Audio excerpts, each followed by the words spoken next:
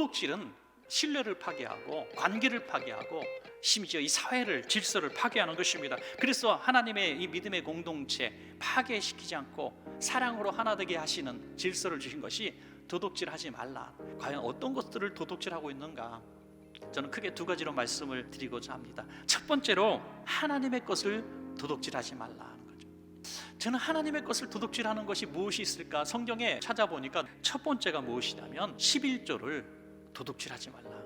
사람이 어찌 하나님의 것을 도둑질하겠느냐? 그러나 너희는 나의 것을 도둑질하고도 말하기를 우리가 어떻게 주의 것을 도둑질하였나이까 하는도다. 이는 곧 11조와 봉헌물이라. 우리 그리스도인들의 신앙은 모든 것이 하나님께서 주신 것임을 믿는 신앙입니다. 여러분, 10이 다 하나님의 것인데 10의 9 너 마음대로 쓰고 1만 내가 줬다는 증거를 좀 보여줘라 라고 말씀하시는 그 하나님의 요청에 대해서도 고민한다면 이것이 도둑질이 아닌가 생각이 드는 것이죠. 두 번째로는요, 하나님께 바쳐진 것을 도둑질하지 말라. 예수님께 어느 날 향유를 가져와서 부어드린 한 여인이 있었습니다. 값비싼 향유를 예수님께 확 부어드렸어요. 그랬더니 유다가 큰 소리를, 야, 이 어리석은 여자야, 그걸 팔아가지고 현찰로 갖고 오면 300데나리온 정도 되는데 그 돈 가지고 얼마나 많이 구제하고 좋은 일 쓸 텐데 왜 이런 짓을 했어? 호통을 칩니다. 이렇게 말하면 가난한 자들을 생각함이 아니요 그는 도둑이라. 돈캐를 맞고 거기 넣는 것을 훔쳐가미로다. 성경은 정확하게 말씀하고 있습니다. 유다는 교회의 재정을 훔치는 도둑이었다. 하나님의 이름을 빙자하여 하나님 앞에 드려진 것을 착복하는 것 어마어마한 도둑질입니다. 또 하나는 하나님의 성전을 도둑질할 수도 있다.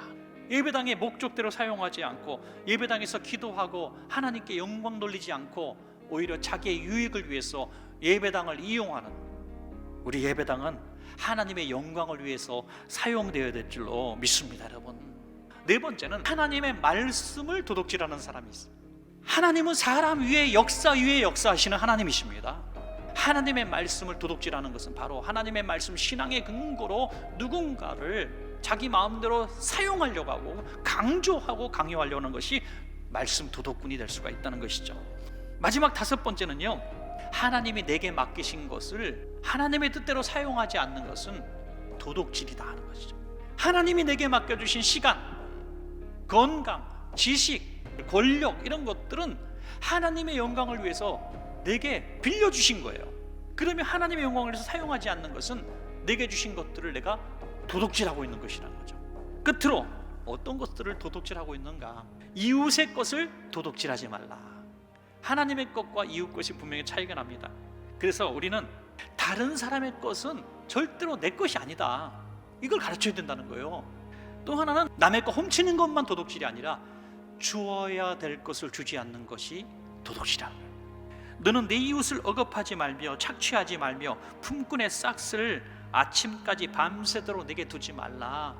그날 줘야 그 사람이 그걸 가지고 자녀들과 함께 허기를 달랠 텐데 그걸 왜 다음날 주냐 이거죠. 미뤄서 주냐 이거죠. 분명히 이 땅에는 하나님의 것도 있고 이웃의 것도 있습니다. 또 내게 주신 것이지만 내 것이 아니라 맡기신 하나님의 소유가 있습니다. 그 뜻대로 사용하지 못하는 것은 도둑질입니다. 하나님의 것이든 이웃의 것이든 맡기신 것이든 도둑질하지 않고 하나님의 은혜와 복을 누려서 베푸는 삶 사시기를 주님의 이름을 간절히 축복합니다.